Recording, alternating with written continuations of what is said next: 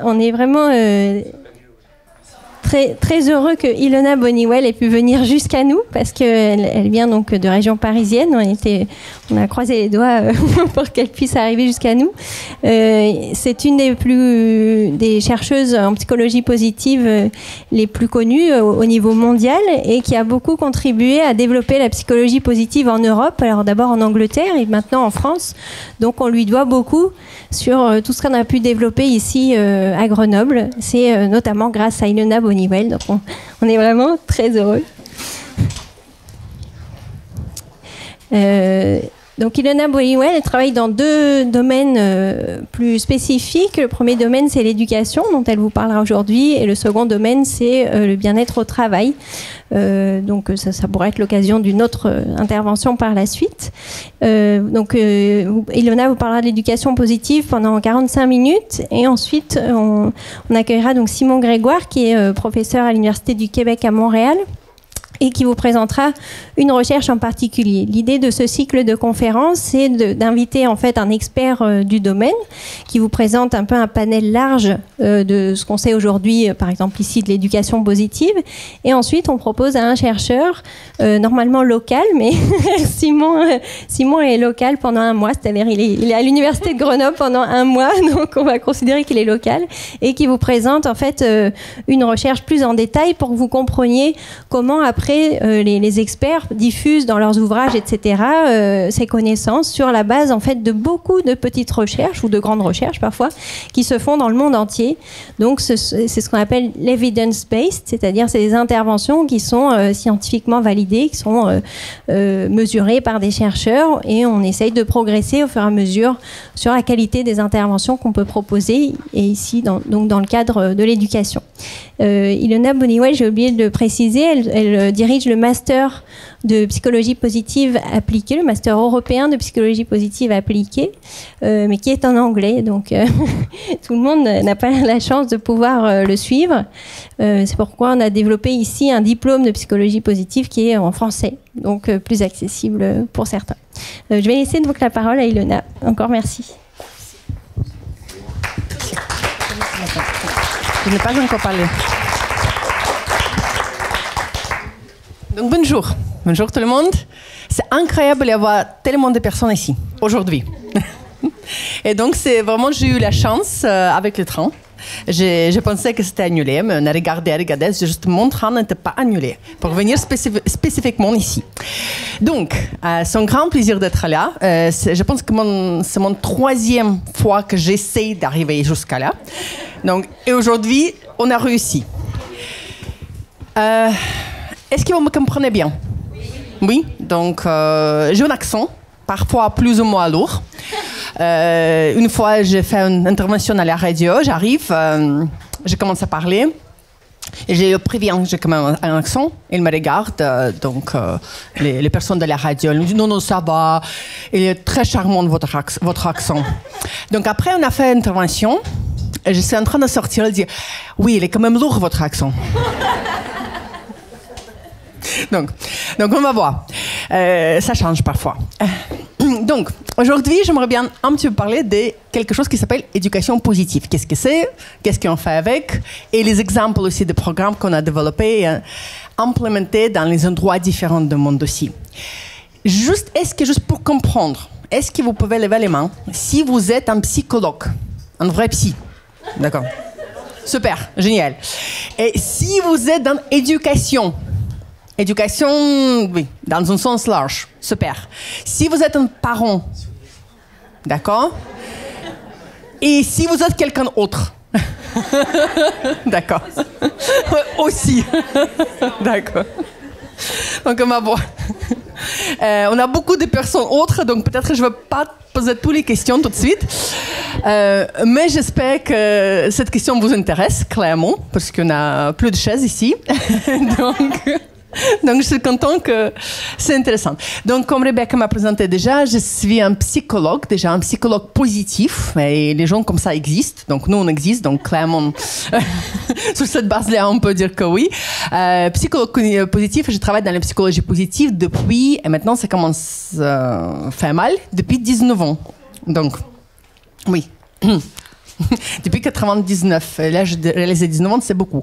Donc, à la base, je suis un psychologue académique positif. Et après, petit à petit, en fait, j'ai fait quelque part une migration vers plus d'applications. Donc, beaucoup plus de psychologie positive appliquée dans le monde réel, appliquée d'abord dans l'éducation et après, maintenant, beaucoup plus aussi au milieu du travail. Et aussi, ici en France, c'est pour ça il faut que je parle un petit peu, je travaille avec quelqu'un qui s'appelle Loreno.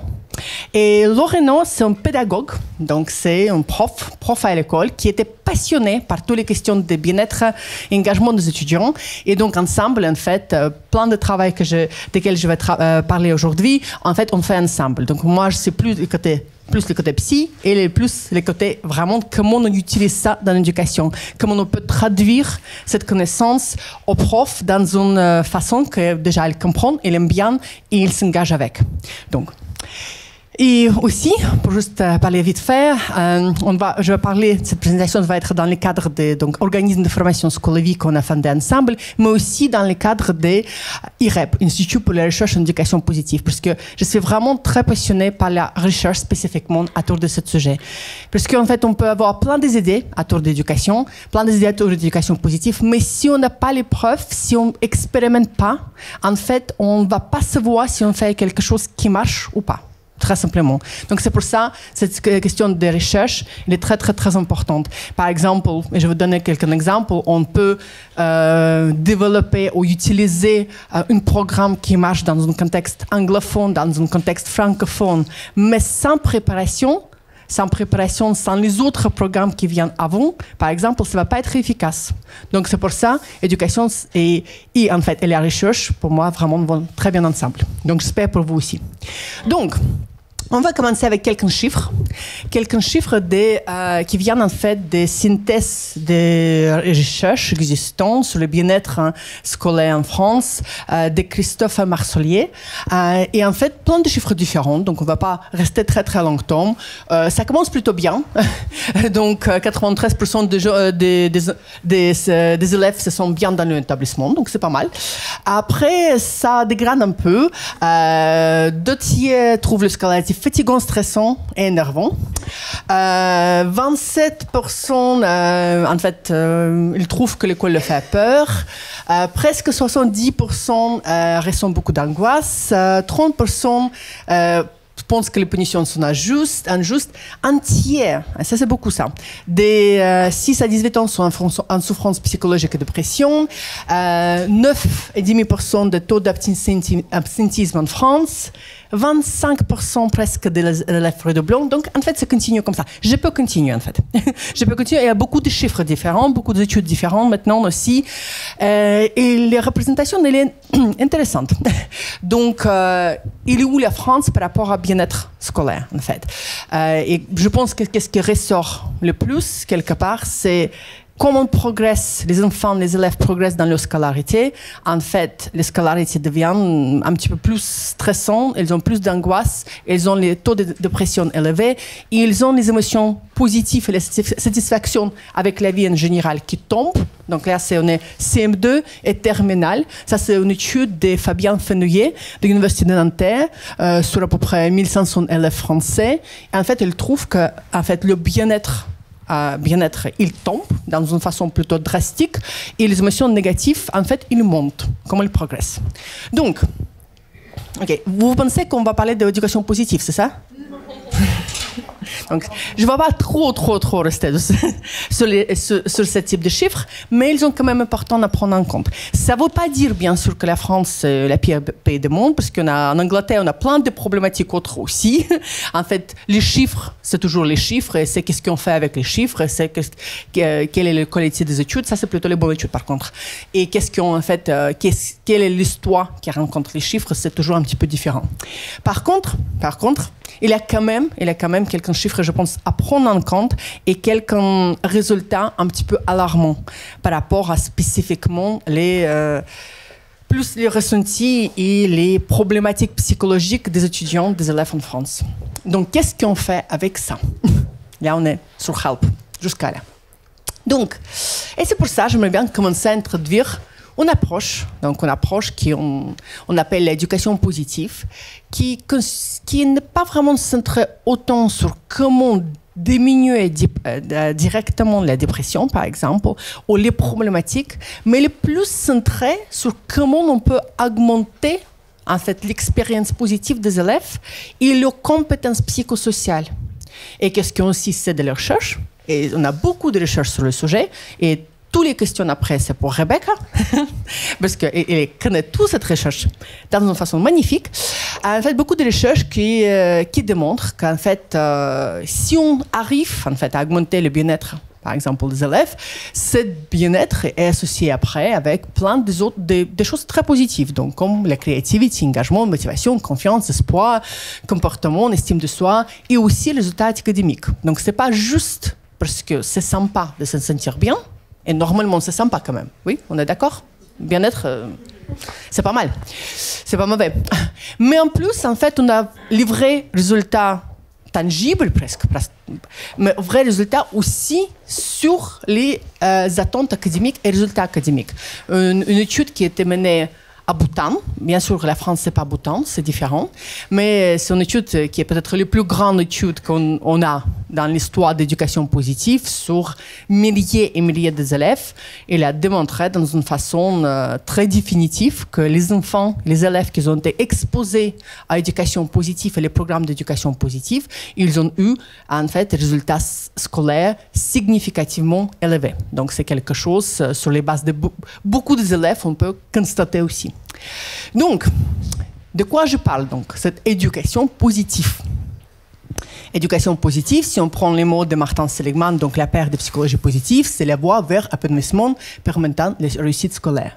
Et pour être en fait clair, c'est cet regard duel, en même temps sur les compétences académiques, bien sûr, on ne va pas le mettre dans les poubelles quand même, mais en même temps sur les compétences psychosociales et développement des compétences psychosociales des élèves. Et en fait, comment donner, peut-être pas autant, mais beaucoup plus d'attention quand même au développement des compétences psychosociales. Parce que c'est précisément les compétences psychosociales qui après vont nous permettre en fait vivre une vie qui est plus satisfaisante, qui est plus sympa quelque part, et aussi affronter les difficultés potentielles de la vie.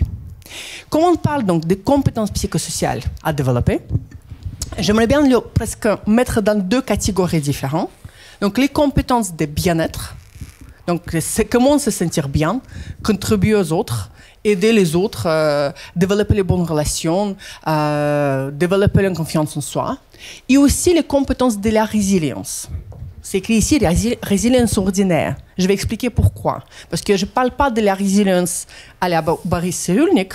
Donc, on n'est pas obligé de passer par les camps de concentration et les tsunamis et tout le reste. Donc, je parle de résilience ordinaire. Résilience comme vous êtes coincé dans un train qui ne bouge plus et vous êtes en retard pour une conférence, par exemple. Non, c'était pas exprès. Vous êtes un petit peu stressé, ou vous travaillez toute la journée, c'est 2 heures, et vous arrivez à la maison, les enfants vous regardent en disant et qu'est-ce qu'on mange ce soir? Et là, vous ne pouvez plus. Donc, on parle de cette résilience-là, de cette capacité à faire face aux difficultés ordinaires, quelque part, de la vie, et capacité à rebondir aussi après les problématiques ordinaires du quotidien. Et donc, ces capacités-là, ces compétences-là, c'est aussi quelque chose qui se développe. Et on a beaucoup de recherches qui démontrent ça. Donc, d'abord, on parle un petit peu à tour de bien-être. Comment on peut développer le bien-être? Quels sont les sujets aussi qu'on doit affronter si on veut développer le bien-être? Donc, bien-être, quelques définitions ici. Bien-être dans la psychologie positive, on a plein de définitions, mais par exemple, bien-être qui est le plus utilisé, c'est satisfaction avec la vie et avoir plus d'émotions positives et moins des émotions négatives. Ça, c'est quelque chose qui s'appelle le bien-être hédonique ou bien-être subjectif. On parle aussi de bien-être eudaimonique. Vous avez déjà entendu parler? Non? Oui. Qui sont les étudiants de You? D'accord, on voit bien. Et donc, pour les autres, si vous ne connaissez pas, il faut que vous sortez de cette salle et absolument regardez, parce que c'est très intéressant. Et venez ici aussi pour les deux. Donc, Donc, bien-être eudaimonique, en fait, c'est le bien-être qui est concerné beaucoup plus avec l'effort, dépassement de soi et développement de soi. Donc, pas juste bien-être, je me sens bien, super, mais bien-être plus dans le développement. Normalement, donc, qui sont les professionnels d'éducation encore? Oui. Normalement, tous les professionnels d'éducation adorent le bien-être eudaimonique. Parce qu'en fait, ça correspond complètement à tout ce que vous faites. On aimerait bien que les gens se développent et on aimerait bien qu'ils prennent le plaisir dans ce développement, dépassement de soi. Donc, et bien-être, c'est quelque chose, heureusement, qui commence quand même à rentrer dans les systèmes éducatifs français. Je ne sais pas si vous avez déjà vu quelque chose. S'il vous plaît, donnez-moi un signe si vous participez ou vous voyez quelqu'un initiative autour de bien-être scolaire. Comment? Oui, super. OK, on a quelques signes, pas mal. Donc, ça commence. Donc, moi, je vais parler spécifiquement d'un programme qui est à l'origine que j'ai développé en Angleterre, mais maintenant implémenté dans plusieurs pays du monde, donc en France. Donc, les sons BEX. BEX, c'est bien-être... BEX. J'ai oublié, c'est mon propre programme. Bien-être et climat scolaire, c'est bon, je vais arriver. Donc, Personal Wellbeing Lessons à l'origine. Et donc, ce programme a été développé à l'origine en Angleterre, dans les écoles avec beaucoup de mixité sociale, avec beaucoup de difficultés, on peut dire, sociales aussi, mais plutôt les écoles performantes. Les écoles, donc, en Angleterre, comme vous savez bien, en Londres, par exemple, c'est une ville avec énormément de mixité, énormément de difficultés aussi économiques, bien sûr. Et donc, c'est dans ces écoles-là, c'est l'école de Haberdashers Academy, ce programme était au début développé. Il était développé déjà avec beaucoup de collaboration entre les professionnels d'éducation et professionnels de psychologie. Et on a en fait vraiment essayé de viser tout ce qu'on connaît et toutes les interventions différentes qu'on connaît dans la psychologie positive qui ont été déjà validées scientifiquement. Donc le programme, il consiste de beaucoup d'éléments basés sur la théorie et en fait évidence existante grâce à la psychologie positive. Donc pour vous faire peur un petit peu, ça va. Ça, c'est les types des éléments en fait présents dans ce programme. On travaille sur les êtres positifs, sur le corps positif, les émotions positives, état d'esprit positif, direction positive dans la vie et les relations positives. Donc ça, c'est les 6 modules différents. Et après, dans chaque module, on a minimum 6 leçons, mais en fait, on a plusieurs leçons qu'on aussi peut implémenter. Et donc, de quoi on parle? Quels sont les sujets qu'on vise, qu'on essaie de développer le bien-être des étudiants? Donc, on vise tout ce qui est autour de confiance en soi, donc ça c'est le premier module, les forces, compréhension de ses propres forces, comment mettre les forces en fait en action, par exemple, les visions positives de soi-même, de possibilités. On vise en fait la compréhension des liens entre le corps et le bien-être aussi. Donc beaucoup d'importance est donnée à éducation physique et aussi à santé physique aussi, parce qu'en fait parfois comme psychologue on presque oublie, on peut oublier qu'en fait, si on veut vraiment développer le bien-être de quelqu'un, il faut peut-être commencer avec l'activité physique. Donc ça, c'est le chemin le plus direct pour développer le bien-être. Et aussi, bien sûr, un autre deuxième chemin peut-être le plus direct, c'est pleine conscience. Donc les bases de pleine conscience aussi sont utilisées dans ce programme, mais aussi les compréhensions des émotions positives et négatives ou agréables et désagréables, en fait, toutes les émotions et l'utilité des émotions, et aussi spécifiquement les émotions positives, le rôle des émotions positives, pourquoi on a les émotions positives, à quoi ça sert, et comment aussi, en fait, développer dans une façon plus conscient, peut-être. Et après, tout ce qui est autour de l'état d'esprit, l'espoir, les résolutions de problèmes dans une façon créative, imagination, les flows, les motivations, les perspectives temporelles. Donc, 5 petits cochons, c'est pas évident, mais c'est en fait autour de perspectives temporelles. Donc, comment on gère notre temps. Et quand on parle de stratégie de œuf, c'est en fait, c'est les motivations. c'est aussi pas évident, mais comme ça, je peux traduire.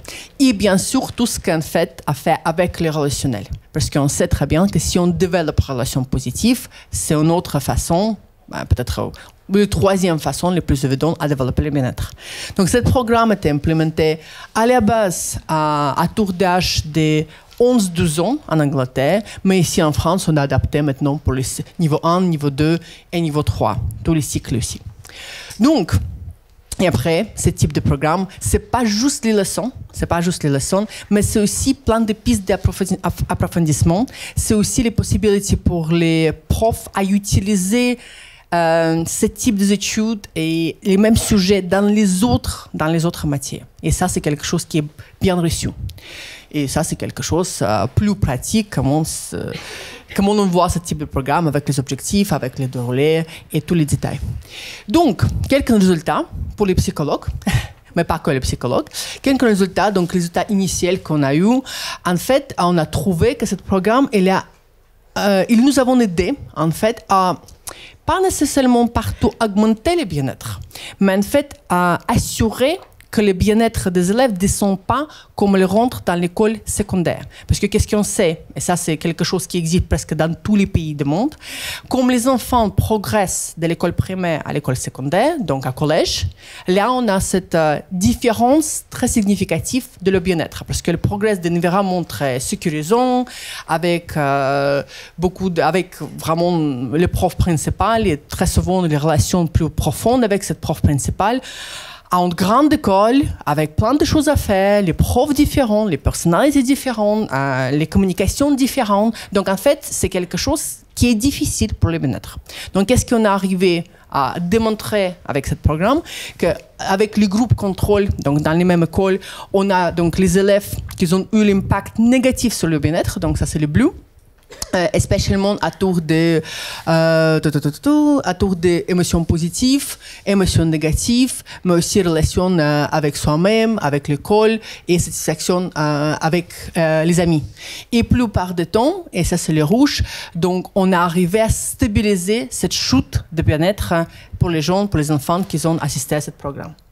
Ce programme-là aussi a été expérimenté à Bordeaux en France, donc et eux ils ont eu des résultats plus positifs que nous. Donc, à la base.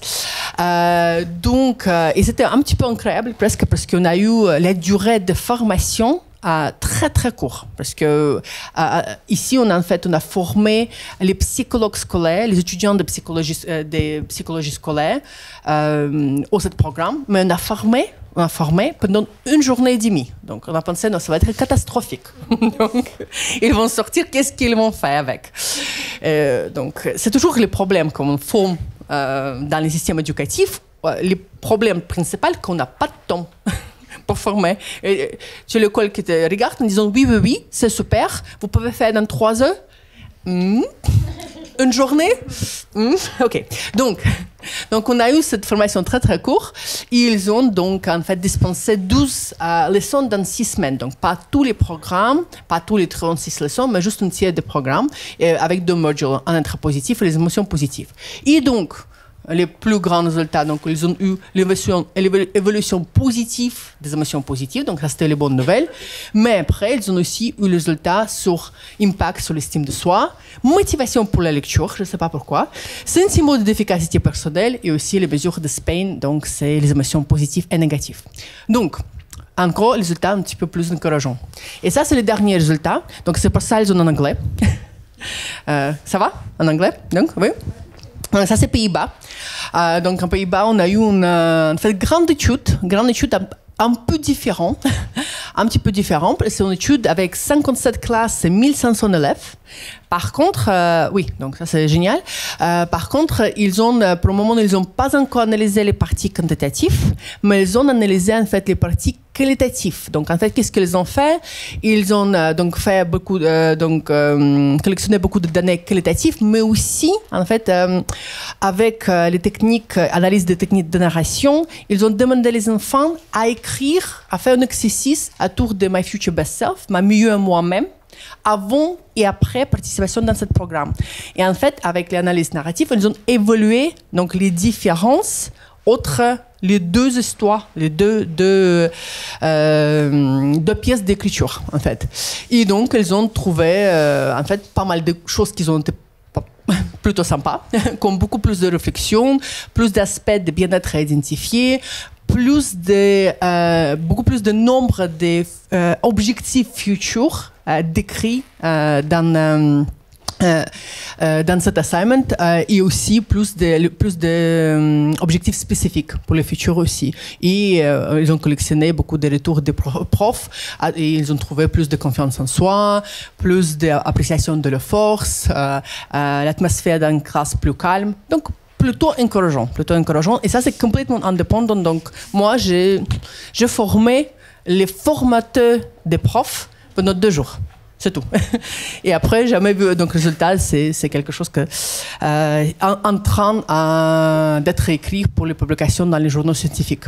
Et donc, en France, pour finir un petit peu, je ne vais pas tout vous rencontrer, mais ça, c'est donc les études qualitatives qu'on a fait dans les établissements à Paris, mais ça, c'est plus établissements privés, donc, qu'ils ont implémenté les programmes, et donc, avec beaucoup aussi les retours positifs des élèves, plaisir d'être actifs, découverte de soi, un espace d'expression, les enseignants, donc les outils, ça donne les outils pour gérer des situations difficiles, bénéfices dans les autres matières, pédagogie positive et changement de posture, chef d'établissement aussi, et on a eu plein d'anecdotes très sympas, type les parents qui vont voir les enseignants en disant « Mais qu'est-ce que vous avez fait avec ma fille ?» D'accord. Mais depuis que vous avez commencé ce programme sur le bien-être, en fait, il veut se coucher plus tôt. Et en plus, il insiste qu'il faut se coucher plus tôt parce que, en fait, ça l'aide, c'est bénéficiel pour le propre bien-être. Donc, j'arrive pas à croire. Donc, plein d'anecdotes comme ça. Et ça, c'est un petit peu des images. Comment ce programme se représente, c'est très ludique, très actif. C'est pas juste la théorie de gratitude. On fait plutôt les arbres de gratitude.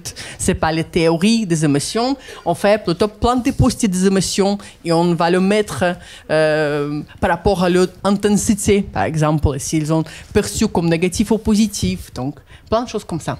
On va jouer avec les cartes de force, on va jouer avec les cartes, ça c'est le jeu de cette famille, carte de bonheur. Donc en fait, le jeu de cette famille à la française, mais avec tous les exercices de psychologie positive. Donc si vous avez gagné en famille, après il faut faire les exercices. C'est plutôt sympa. Donc ça, c'est les CD, par exemple, des forces. Les chansons qui correspondent aux forces. Les seules choses problématiques maintenant, le CD n'existe presque plus maintenant. Donc, là, il faut changer les choses. Mais les CD sont sympas, ils ont quand même rondes visuelles et maintenant, c'est que les listes. Donc, et plein de retours différents. Donc, ça, c'était un petit peu à tour de bien-être. Et j'espère que vous pouvez voir les types de compétences de bien-être qu'on peut développer. Et aussi, quelques mots à tour du concept de cette résilience du quotidien. Qu'est-ce qu'on fait à tour? Donc, qu'est-ce qu'est la résilience? Aussi, quelques définitions. Mais c'est plus les capacités, on peut dire, à rebondir. Faire face aux pressions des quotidiens. Et donc, c'est dans les recherches plus anglo-saxons, c'est moins centré autour de travaux, par exemple, comme en France, de Boris Cyrulnik.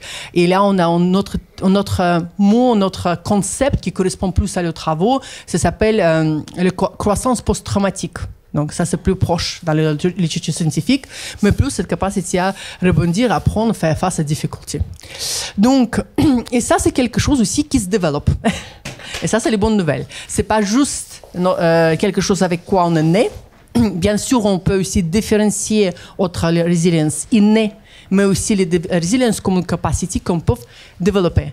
Et donc, comme on travaille sur la résilience, on utilise un programme qui s'appelle Spark pour donner aussi quelques pistes. Je ne vais pas expliquer tous les programmes, mais quelques pistes de développement de ce concept, parce que si on regarde bien dans l'étude scientifique, il y a plusieurs pistes, il y a plusieurs facteurs très importants autour de la résilience sur lesquels on peut vraiment appuyer. Donc, pour vous donner quelques pistes, le programme Spark, en fait, reprend un acronyme. Et l'acronyme est suivant, S, c'est situation. P, c'est perception de situations stressantes. A, c'est affectivity, comment on ressent. Qu'est-ce qu'on ressent? R, c'est réaction. Et en fait, C, c'est conséquence, mais aussi confiance en soi. Donc, en fait, qui connaissent thérapie cognitivo-comportementale? D'accord. En fait, c'est les bases. Donc, vous pouvez bien trouver ABC. Donc, S, c'est A, B, c'est P, et A et R. Donc, c'est les C dans les ABC modèles. Donc, pour les restes, ne vous inquiétez pas. Je vais expliquer. En fait, ce modèle répond à notre réaction presque habituelle à toutes les difficultés de la vie. Donc, par exemple, on revient à la grève. Est-ce qu'il y en a quelqu'un qui prend le train ce soir? Non? D'accord. C'est bon. Est-ce que vous êtes sûr que votre train il va arriver? Oui? Pas sûr? Sûr? Qui prend les trams? Les trams, elles ne marchent plus non plus, c'est ça. D'accord. Donc, c'est bien. Pour cet exercice, c'est bien, pas pour le reste. Donc, est-ce que vous êtes sûr que votre train va être là, le train va arriver? Non, pas sûr. Donc ça, c'est une situation un petit peu stressante. D'accord? Plus ou moins stressante, ça peut être pire, bien sûr. Si vous êtes sûr que votre train est annulé et vous n'avez pas les chances d'acheter un autre ticket, c'est plus stressant. Donc, après, ça, c'est une situation, par exemple. Donc, après, la deuxième étape, c'est perception. Qu'est-ce qui est votre presque lecture de cette situation? Quelle est votre perception de cette situation? Donc, pour les gens qui n'ont pas sûr de le train. Est-ce que vous êtes un petit peu inquiet, plutôt? Est-ce que vous n'êtes pas sûr à arriver à la maison? Qu'est-ce qui se passe, en fait? Qu'est-ce qui se passe dans votre réflexion, dans vos pensées? Qu'est-ce qui se passe? Qu'est-ce que vous pensez?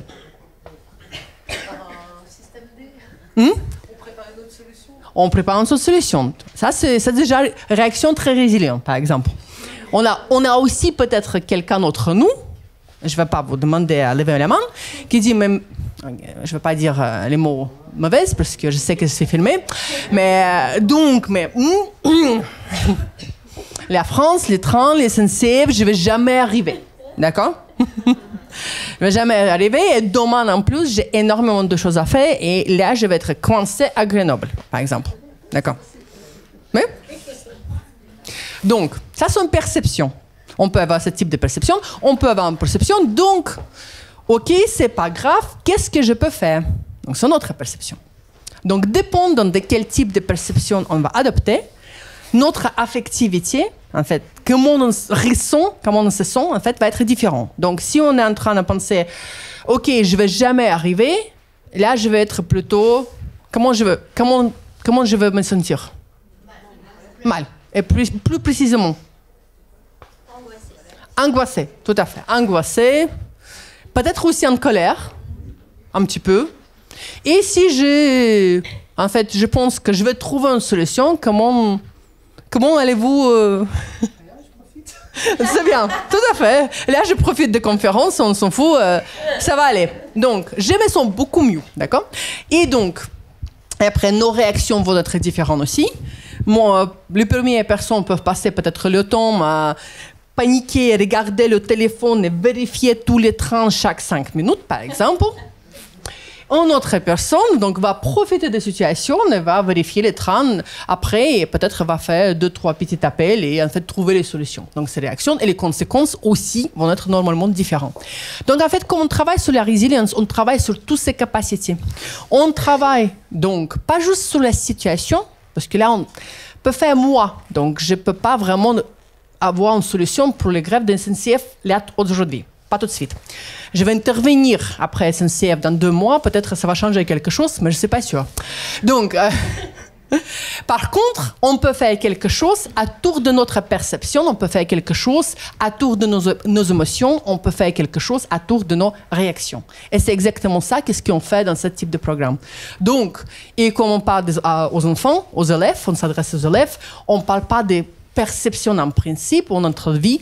Les petits perroquets qu'ils ont sur une épaule, qui nous aident, on ne nous aide pas, à penser des situations dans une certaine façon. Donc, il y en a plein de perroquets différents. Vous pouvez presque deviner le nom. On peut avoir un perroquet accusateur, d'accord? On peut avoir un perroquet inquiet, on peut avoir un perroquet motivé, on peut avoir un perroquet qui est un juge, un perroquet qui est loser. Donc, on peut avoir plein de perceptions différentes. Donc, ça, c'est les perroquets très français, par contre. On a eu les perroquets anglais, mais ils n'ont pas vraiment marché après les Français. Et avec les jeans comme ça, ils ont très bien. Donc, on peut aussi avoir les perroquets positifs. Donc, en fait, qu'est-ce qu'on fait dans les réalités? On aide les enfants à identifier ces perroquets. Bien sûr, ils comprennent quand même qu'elles n'ont pas milliers de perroquets, mais normalement, on joue pas mal avec cette métaphore. Et on le aide, en fait, à apprivoiser ces perroquets. Donc, qu'est-ce qu'on fait avec? Négocier avec ces perroquets, voir si les autres perroquets sont possibles. En fait, écouter plusieurs voix des perroquets sans aller jusqu'à schizophrénie. Donc, ça, c'est les types d'interventions. En fait, on essaie de proposer les outils ludiques pour comprendre et apprivoiser en fait notre perception. Et après, les autres parties, c'est travailler sur l'affectivité. Donc, quelles sont les meilleures façons à vraiment faire face aux émotions difficiles ou pas trop confortables. Et c'est encore, en fait, on revient au sport, on revient à pleine conscience, à méditation, à quelque chose de créatif, à hobby, par exemple. On travaille aussi à comment on réagit face à ces situations difficiles et spécialement comment on réagit face aux autres. Donc là, on travaille sur tout ce qui est communication non violente, en fait, et comment on, en fait, peuvent réagir mieux et négocier mieux avec les autres. Donc, et on travaille aussi autour des conséquences. Et les conséquences, en fait, peuvent être négatives et quelque part, ça peut affecter notre confiance en soi. Mais si on rentre dans un cycle plus positif, c'est quelque chose qui augmente la confiance en soi. Donc, on travaille ici autour de comment utiliser nos forces, par exemple, comment apprécier nos réussites précédentes. Donc, pour, en fait, travailler et donner les outils pour augmenter la confiance en soi aussi. Donc, aussi, pour donner quelques pistes, quelques images, les enfants, les élèves, même à l'âge de 9 ans, à peu près, on commence à peu près à l'âge de 9 ans, c'est pas facile immédiatement, mais c'est plutôt possible à apprendre et comprendre les concepts et jouer avec les concepts. Donc, ce programme, idéalement, c'est dès l'âge de 9 ans. En Angleterre, on a expérimenté dès l'âge de 11 ans, mais ici, on a expérimenté adapté à l'âge de 9 ans. Donc, et pour parler de quelques résultats, recherche originale en Angleterre, on a démontré un résultat significatif sur auto-efficacité, estime de soi, satisfaction de vie, résilience et dépression jusqu'à 6 mois. Donc ça, c'est une étude publiée dans PLOS ONE. On a aussi démontré dans une autre étude qu'en fait, c'est les enfants qui sont les plus sensibles qui en fait bénéficient le plus de ce type d'intervention. C'est aussi les enfants, en fait, les mêmes enfants qui vont être plus affectés par un contexte négatif. On trouve que, en fait, les mêmes enfants vont plus être affectés par un contexte positif. Donc, ça, c'est une étude qui est très sympa. Et on a, en France, on a expérimenté ce programme à La Réunion, donc avec Yvan Paquet, qui dirige, comme Rebecca, un DU de psychologie positive à l'Université de Réunion. Et lui, il a trouvé l'impact sur l'émotion négative, sur la satisfaction de vie, autonomie et espoir. Donc ça, c'est aussi plutôt positif. Il a aussi expérimenté ce programme un petit peu à Japon. Pourquoi Japon? Parce que Japon est la situation pas exactement pareille comme en France, mais pas trop différent. Donc, on n'a pas énormément de programmes de développement de compétences psychosociales non plus. Et la résilience est vraiment nécessaire parce que même déjà les élèves, ils travaillent beaucoup d'heures par jour. Comme peut-être vous avez entendu parler, c'est une grande problématique. Et il faut faire face au stress. Et même les profs aussi. Je ne sais pas si quelqu'un n'a jamais déjà travaillé au Japon, non? J'enseigne pas mal aux profs japonais. Et on a un type de conversation, c'est « Oh, c'est trop dur là, c'est les vacances. » Oui. Et pourquoi c'est dur? Parce que les vacances, c'est beaucoup plus dur que les journées, en fait, l'année scolaire. Pourquoi? Parce qu'en fait, tous les profs, c'est une obligation sociale. En plus, ils n'ont pas payé pour ça. Ils doivent en fait assurer que les enfants, les élèves, ils ont tous les clubs et toutes les activités en fait, qu'ils ont proposées par l'école, et c'est les profs qui assurent.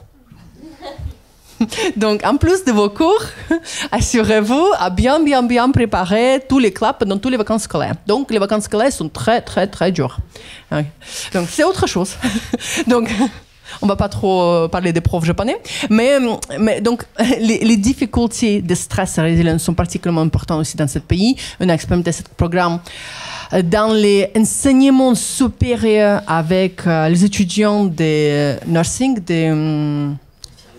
infirmiers, merci beaucoup, avec donc effet sur les résiliences et émotions négatives.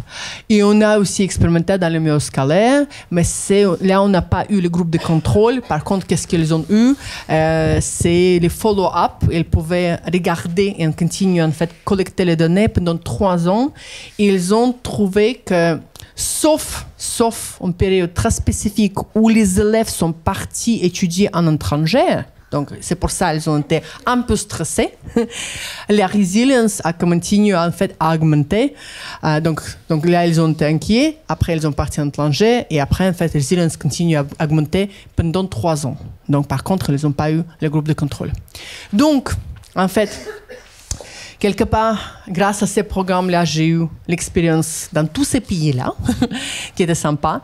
Mais pour, en fait, reconnecter avec tous les restes du monde de psychologie positive, éducation positive, on a plusieurs pays qui sont vraiment dedans et vraiment très actifs dans l'éducation positive. Et les pays qui sont spécialement actifs, c'est Angleterre, on peut dire, c'est l'Australie. Et il y a pas mal de choses qui se passent au Canada, je crois. donc, merci beaucoup. En France aussi, ça arrive. Donc, quelques petites pistes. Si vous voulez plus de précision, vous pouvez m'envoyer un mail et je peux envoyer cette présentation, le diaporama. Et si vous êtes plus intéressé pour apprendre un petit peu et comprendre l'éducation positive, on a un livre qui vient de sortir 16 janvier 2018. Ça s'appelle Parcours d'éducation positive et scientifique, PEPS. Et en fait, c'est reprendre dans une forme un petit peu plus légère le programme BEX. On peut dire comme ça, mais plus adressé à parents et les enseignants qui ne sont pas encore prêts à utiliser tous les programmes, mais plus prêts à expérimenter avec quelques techniques ludiques. Donc, merci beaucoup pour finir avec Nelson Mandela et merci.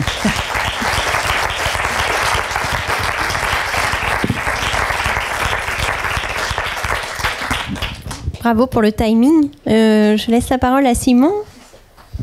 Merci. Alors écoutez, je m'attendais à quelque chose de un peu informel cet après-midi. Je suis un peu intimidé. Vous êtes nombreux. Donc voilà, je m'appelle Simon Grégoire. Je suis professeur au département d'éducation et pédagogie à l'Université du Québec à Montréal. Moi, je vais vous parler très rapidement cet après-midi d'un projet sur lequel on travaille depuis maintenant 6 ans avec toutes sortes de collaborateurs. C'est un projet qui s'appelle Corsa. En suédois, Corsa, ça veut dire franchir, ça veut dire traverser. Comme vous allez voir dans quelques instants, ce sont des ateliers essentiellement destinés à promouvoir le mieux-être en milieu scolaire, donc en particulier pour ces étudiants universitaires et collégiaux. Donc voilà, il y a déjà été question de la prévalence des enjeux de santé mentale ou de santé psychologique en milieu scolaire. Donc je ne reviendrai pas là-dessus, si ce n'est que pour dire que nous aussi au Canada, on a des gros enjeux. Plusieurs étudiants vivent énormément de détresse.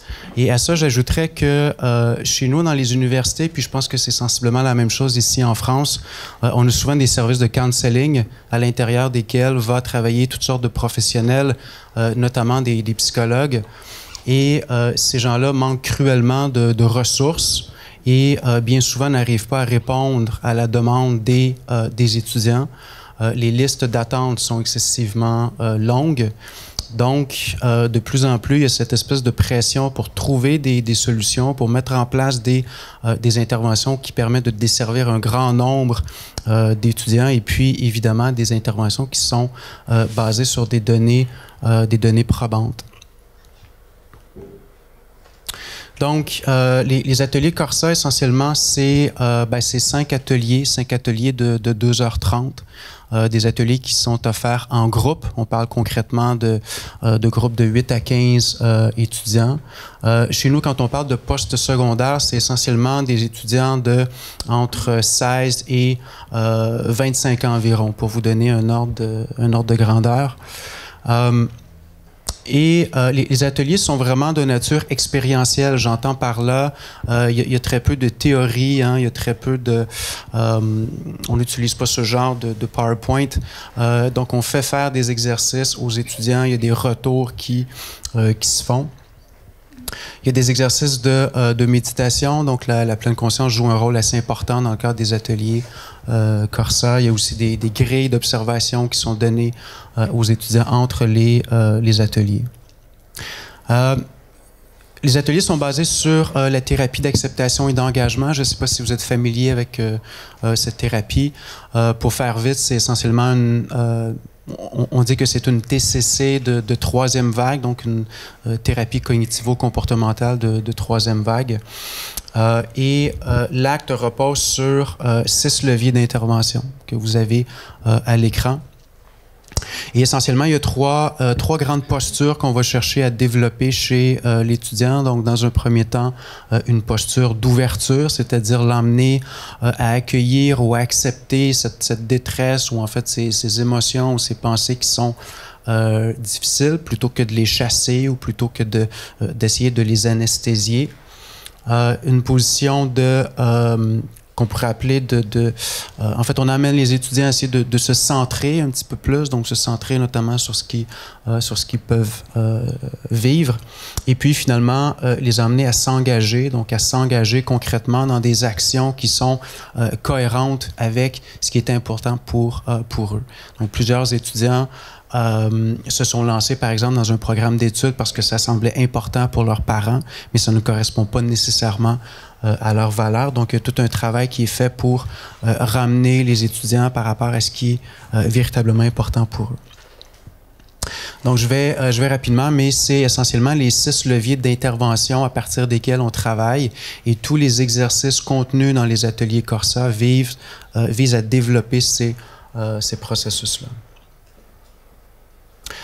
L'autre élément peut-être important de souligner, c'est que ces 6 processus-là sont mis au service de ce qu'on appelle la flexibilité ou la souplesse psychologique, un construit dont on commence à parler de plus en plus, je crois, en psychologie positive.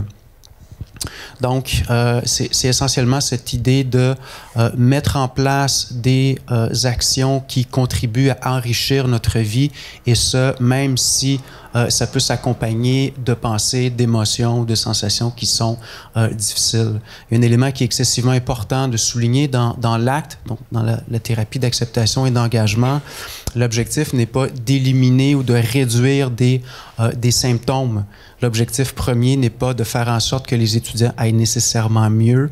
L'objectif premier est de les amener à développer plus de souplesse psychologique. Donc, souvent, on va parler de là comme une approche transdiagnostique. Ça veut dire quoi? Ça veut dire essentiellement que les mécanismes délétères, en quelque sorte, qu'on retrouve, on les retrouve aussi dans d'autres troubles, que ce soit un trouble anxieux, un trouble dépressif. Donc, les ateliers sont basés sur un guide de formateur. Donc, c'est une intervention qui est manualisée. Et puis, depuis 2016, ce qu'on fait, c'est qu'on forme des gens dans les services de counseling, dans les universités, dans les collèges. Donc, nous, on est chanceux, on peut les former pendant 4 jours. On a un petit peu plus de temps. Et suite à ça, ils sont en quelque sorte autonomes. Ils peuvent eux-mêmes donner les ateliers dans leur établissement. Donc, en ce moment, au Québec, les ateliers sont donnés dans 19 établissements, puis on a environ une 60aine de professionnels qui ont reçu la certification. Très rapidement, la toute première étude qu'on a fait à partir des ateliers était essentiellement destinée à voir, est-ce que on a des résultats qui sont probants? Est-ce que les ateliers nous permettent, entre autres, de réduire le stress ou l'anxiété. Donc, dans cette première étude-là, on avait 90 étudiants. On a fait l'étude s'est déroulée dans 3 universités différentes. Ce qu'on a utilisé sur le plan de la recherche, c'est un devis répliqué inversé avec 3 temps de mesure. Je ne vais pas vous embêter avec ça aujourd'hui parce que c'est trop technique. Vous avez essentiellement les indicateurs qu'on a utilisés dans le cadre de cette étude-là, donc des indicateurs négatifs de santé psychologique, donc stress, anxiété, dépression, et certains indicateurs positifs, donc le bien-être, mais aussi l'engagement scolaire. Ce qu'on remarque, c'est que les ateliers permettent de réduire stress, anxiété et dépression. Ils semblent avoir aussi un effet au niveau du bien-être et de l'engagement.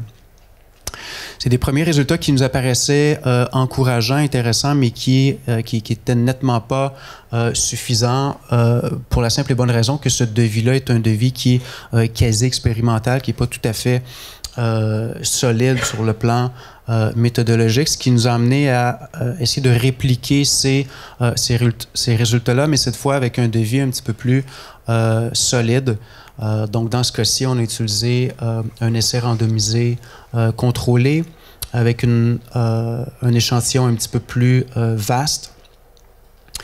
Et ce qu'on observe, c'est essentiellement les mêmes résultats. Ce que vous avez sous les yeux, c'est dans le fond les différences en post-test, donc au terme de l'intervention. Ce qui est en bleu foncé, c'est le groupe Corsa. Ce qui est en bleu pâle, c'est notre groupe contrôle, qui dans ce cas-ci est un groupe de type liste d'attente. Donc on voit bien qu'au terme de l'intervention, il y a beaucoup moins de dépression, d'anxiété, de stress chez les étudiants qui ont fait les ateliers, mais qu'au contraire, le niveau d'engagement, de bien-être, de flexibilité est plus élevé. Et là où on a des tailles d'effets qui sont les plus fortes, c'est au niveau du bien-être. Okay? On était aussi intéressé par la question suivante, à savoir, est-ce que ces résultats-là sont médiatisés par la souplesse psychologique? Dit autrement, est-ce qu'il y a un effet de médiation? Ce que le petit graphique nous montre, c'est que, dans le fond, les ateliers amènent les étudiants à développer plus de souplesse psychologique, c'est-à-dire à être plus présents, par exemple, à mettre en place des actions qui sont davantage cohérentes avec leurs valeurs. Et ça, par ricochet, ça a un impact sur leur santé psychologique et leur engagement scolaire. Donc, dit d'une autre façon, l'ingrédient actif dans le cadre des ateliers, c'est précisément la flexibilité psychologique. Ça, c'est un graphique qui est issu d'un papier qui est paru en 2014 au NIH. Il y a une étude intéressante qui a été faite sur les différentes étapes que l'on suit habituellement lorsqu'on développe une intervention clinique. Et un des constats des auteurs, c'est que souvent les chercheurs vont investir énormément de temps et d'énergie dans les premières étapes du cycle de développement. Donc, vont faire, par exemple, beaucoup de recherches en laboratoire, vont tester leurs interventions dans des conditions contrôlées, mais on a encore trop peu de recherches sur l'efficacité de ces interventions-là lorsqu'elles sont implantées en milieu réel, et on ne connaît pas encore très bien tous ces facteurs individuels et organisationnels qui peuvent faciliter la mise en place d'une intervention en milieu naturel. Donc, encore trop peu de recherche, c'est-à-dire au stade 4 et 5. Donc, c'est ce qui a motivé, je vous dirais, la troisième étude qui, elle, a été faite avec nos formateurs Corsa. Donc, on les a interrogés. On leur a posé la question, qu'est-ce qui, chez vous, a facilité l'implantation des ateliers? Donc, une recherche qualitative dans ce cas-ci. Et vous avez essentiellement une espèce de synthèse, c'est-à-dire, d'une part, les facteurs qui facilitent la mise en place l'intervention dans les établissements scolaires. Donc, élément excessivement important, puis c'est pas une grande surprise, hein, mais le soutien de la direction, excessivement important, le soutien des collègues, l'efficacité des méthodes de promotion, de recrutement, et le mode d'animation, c'est-à-dire les formateurs trouvaient très facilitant le fait de pouvoir enseigner à deux. Au niveau des obstacles, la durée qui est trop longue de l'intervention et difficulté à choisir un horaire qui est adéquat. Vous le savez, dans les collèges, dans les universités, on doit composer avec des horaires souvent contraignants. Hein? Donc, ça, c'était un frein pour certains formateurs. Alors ça, c'est une étude qu'on vient tout juste de compléter. C'est une étude qui a été faite avec ce qu'on appelle l'évaluation écologique instantanée. On travaille avec un partenaire au Canada qui a développé une application pour téléphone intelligent qui, elle, nous permet de rejoindre les étudiants à des moments aléatoires durant la journée. Donc, tous les étudiants qui prennent part aux ateliers Corsa ont cette petite application et puis ils peuvent être en train de manger, de discuter avec un ami, puis là, oups, ils ont une notification et à ce moment-là, on leur pose des questions très, très simples, à savoir, est-ce que vous êtes stressé en ce moment? Est-ce que cette action dans laquelle vous êtes investi en ce moment est cohérente avec vos valeurs? Donc, ce genre de trucs-là. C'est un outil qui est intéressant parce que un des gros problèmes qu'on a en psychologie, c'est que souvent, on utilise des questionnaires auto-rapportés qui sont rétrospectifs. On va demander aux gens comment vous vous êtes senti au cours des 2 dernières semaines, voire pire, au cours du dernier mois, alors qu'on sait très bien que ces construits-là vont fluctuer énormément. Donc, ce que ce genre de technologie-là permet, c'est vraiment de suivre de manière beaucoup plus fine la trajectoire de certaines variables comme le stress, comme le bien-être, comme la souplesse. Et un des constats qu'on a fait dans le cadre de cette étude-là, c'est que lorsqu'on attrape les étudiants dans des moments où ils ont l'impression de faire preuve de souplesse psychologique, c'est aussi dans ces moments-là qu'ils rapportent les plus hauts niveaux de bien-être. Donc, c'est assez cohérent avec ce qu'on a observé à venir jusqu'à présent. La toute dernière étude dont je veux très rapidement vous parler, c'est une étude aussi qualitative qui, celle-là, a été faite avec des étudiants. Donc, on leur posait une question ouverte, toute simple, à savoir, qu'est-ce que vous avez l'impression d'avoir retiré de ces ateliers-là? Et les étudiants nous ont, entre autres, parlé d'un changement de perception, c'est-à-dire avoir l'impression de porter un regard différent sur leurs sensations, leurs émotions, leurs pensées. Plusieurs ont parlé de changements d'attitude très concrètes, mais aussi de changements comportementaux. Et puis, dans leurs mots, plusieurs ont aussi parlé de l'expérimentation d'un nouvel état, donc de sérénité, plus de bien-être, etc. Donc, on continue les recherches sur les ateliers, puis on a formé la semaine dernière la toute première cohorte française, dans le fond, de formateurs Corsa. Et on est aussi... on a dans les cartons cette idée de développer un système de pairage ou de soutien par les pairs. Une autre problématique qu'on retrouve chez les étudiants, mais aussi dans la population en général, c'est que plusieurs se sentent intimidés d'aller cogner à la porte d'un professionnel. Plusieurs ont peur d'être stigmatisés. C'est encore plus prégnant chez les hommes. Le phénomène est bien documenté. Donc, le pari qu'on fait, c'est que pour certains étudiants, il sera peut-être moins menaçant que d'être jumelé avec un pair, donc avec un étudiant qui, lui aussi, a vécu, par exemple, un trouble anxieux ou un trouble dépressif.